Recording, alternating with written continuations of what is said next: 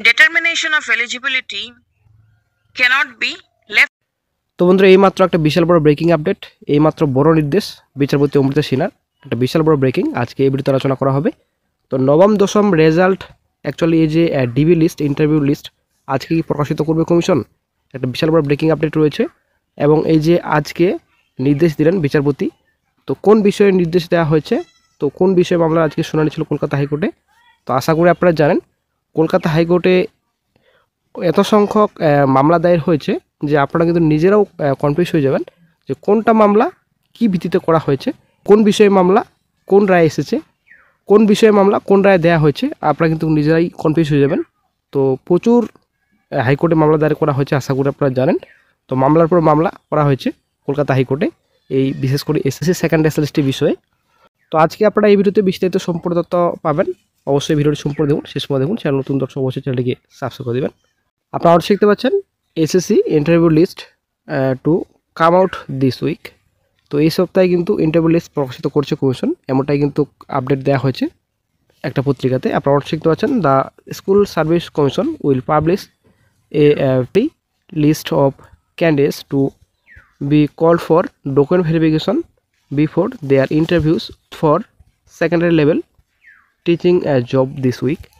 তো এই সপ্তাহে কিন্তু রেজাল্ট প্রকাশিত করছে কমিশন, এমনটাই কিন্তু আপডেট দেওয়া হয়েছে পত্রিকায়। The preliminary list is a drawn up based on preference in the written test, academic qualification and teaching experience application before in service teachers. তো এই যে লিস্ট তৈরি করা হচ্ছে, তো আগে কিন্তু 10 নম্বর দেওয়া হবে, আশা করি আপনারা জানেন। এটা নিয়ে কিন্তু জটিলতা এসেছে, তো আবার কিন্তু জটিলতা সৃষ্টি করতে চাইছে, আশা করা যায় আবার যদি 10 নম্বর দেয়া হয় ইন্টারভিউর আগে, ঠিক আছে, তো হয়তো আবারও সঠিক নাম্বার পেয়েও কিন্তু চান্স পাবেন না ফ্রেশার চাকরি প্রার্থীরা। এরা কিন্তু 60-তে 60 পেয়েও কিন্তু কাট অফ ক্লিয়ার করতে পারেনি। তো দেখা যাক কী গুরুত্বপূর্ণ আপডেট ফিউচারে পাওয়া যায়। তো চলতি সপ্তাহেই তালিকা, সোমবার নবম দশমের শিক্ষক পুনর্নিয়োগের পরীক্ষা ইন্টারভিউয়ের তালিকা প্রকাশ হওয়ার সম্ভাবনা কম।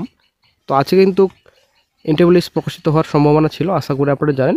সবারই কিন্তু জানা ছিল যে আজকেই ইন্টারভিউ লিস্ট প্রকাশিত করবে কমিশন, কিন্তু একটা সূত্র মারফত খবর পাওয়া যাচ্ছে আজকে কিন্তু লিস্ট প্রকাশিত হচ্ছে না।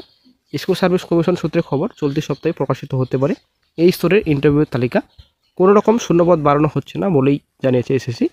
আশা করি আমরা সকলেই জানি মোটামুটি 1 লক্ষ শূন্যপদের দাবি কিন্তু আমরা জানাচ্ছি, ঠিক আছে, ফ্রেশার চাকরি প্রার্থীরা। কিন্তু এখানে শূন্যপদ বাড়ানোর কথা, শূন্যপদ আরও কমে যাচ্ছে, শূন্যপদ কিন্তু কোনো মতেই বাড়ানো হচ্ছে না। এটাই কিন্তু আপডেট পাওয়া যাচ্ছে বিভিন্ন সূত্র মারফত এবং পত্রিকা থেকে। নবম দশম স্তরে 23,212টি শূন্যপদ রয়েছে। পরীক্ষায় বসেছিলেন 2,93,192 জন। সোমবার এই স্তরে ইন্টারভিউর তালিকা প্রকাশের জন্য প্রস্তুতি চালাচ্ছিল এসএসসি।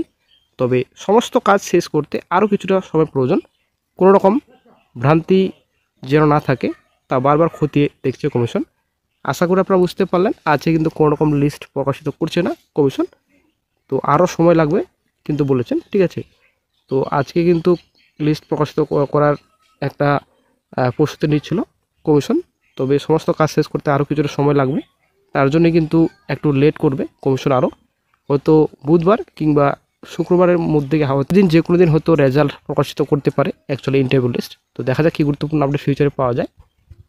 তো এবার আমরা চলে আসছি কেস ডিটেলসে। তো আজকে আপনারা শিখতে পাচ্ছেন এখানে সম্পূর্ণ ডিটেলস রয়েছে। আজকে কিন্তু মামলাটি কোর্টে উঠেছিল। তো 16ই অক্টোবর ফার্স্ট হিয়ারিং, নেক্সট হ্যান্ডেড আজকে রাখা হয়েছিল 8 তারিখ, ঠিক আছে। আর্জেন্ট মোশনে রয়েছে মামলাটি জাস্টিস অমৃতা সিনহার বেঞ্চে। তো সম্পূর্ণ ডিটেলস রয়েছে।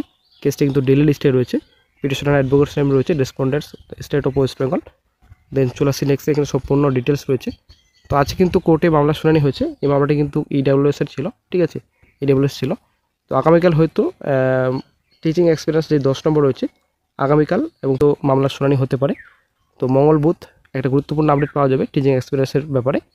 তো আজকে কিন্তু বিচারপতি পরিষ্কার বললেন যে 21/7/25 পর যারা ইডাব্লিউএস অ্যাপ্লাই করেছিল তাদেরকেই খারিজ করা হয়েছে, ঠিক আছে।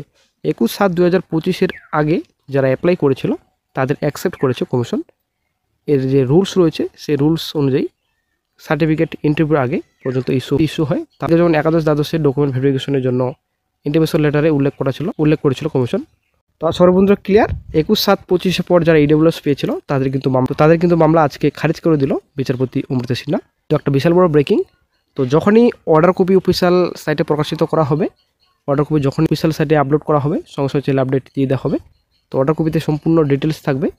21/7/25 এই যে EWS পেয়েছিল মামলা খারিজ করা হয়েছে নাকি আরও কোনো ব্যাপার রয়েছে, বিস্তারিত তথ্য নিয়ে হাজির হব শিগগিরই। অর্ডার কপি যখনই প্রকাশিত হবে অফিসিয়াল সাইটে তো আপডেট ফিউচারে পাওয়া যায়। তো আশা করি বন্ধুরা ক্লিয়ার। আজ কিন্তু অনিশ্চিত রেজাল্ট আসার, তো হয়তো বুধবার কিংবা শুক্রবার দিন রেজাল্ট আসতে পারে।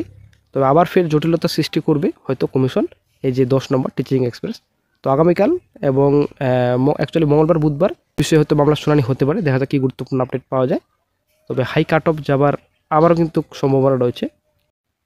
Determination of eligibility cannot be left uncertain till the final stages of selection, since that would lead to uncertainty.